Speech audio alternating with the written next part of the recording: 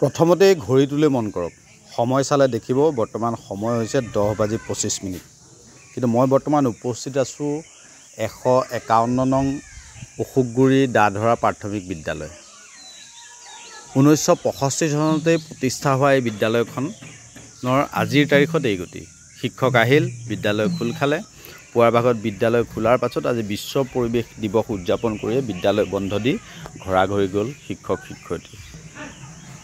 সব যে বিদ্যালয়ত কি ধৰণে তলা লাগি আছে বৰ্তমান সময়ত যে হল মাজুলীৰ শিক্ষাখণ্ডৰ দুৰ্ভাগ্যজনক অৱস্থা ব্যৱস্থা ল'ব কোনে এতিয়া তাক লৈ চিন্তিত অভিভাৱক ছাত্ৰ ছাত্ৰী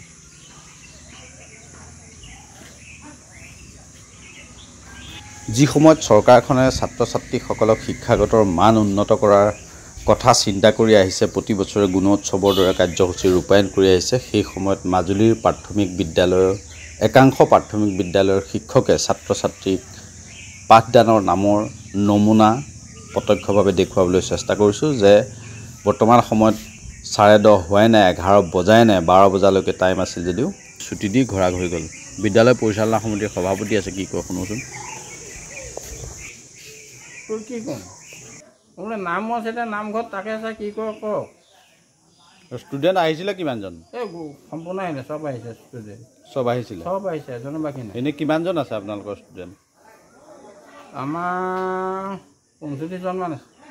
বেছিহে আছে সৰু সৰুখিনি এডমিশ্যন হোৱা নাই আহি আছে কাৰণ অংগনবাড়ী যে আমাৰ নাই এই সৰু সৰুখিনি ইয়ালৈ লৈ আহে অকণমান সময় মাক বাপেক থকাৰ লগত লৈ যায় তেনেকৈ ৰাখিছে আজি এটা কেলে বন্ধ কৰিলে আজি বন্ধ কৰাটো মানে গাঁৱত নাম থকাৰ কাৰণেহে অকণমান সোনকালে এই অকণমান আগতহে কৈছে এতিয়া কিমান সময় হৈছে 10টা বাজিছে 10:20 হৈছে এনেই কেইটা বজাত বন্ধ হৈছে 10টাত বন্ধ হৈছে এই কেইটালৈকে স্কুল এতিয়া চলি আছে কাৰণ গৰমৰ হেৰি আছে যে মানে চৰকাৰ যিটো নিৰিখ সেই নিৰিখমতে সম্পূৰ্ণ স্কুললৈ আহে সেই টাইমত আৰু বন্ধ স্কুলটো ছুটি সেই টাইমতে হয় মোৰ ওচৰতে থকা মানে মই দেখি আছোঁ নহয় সদায়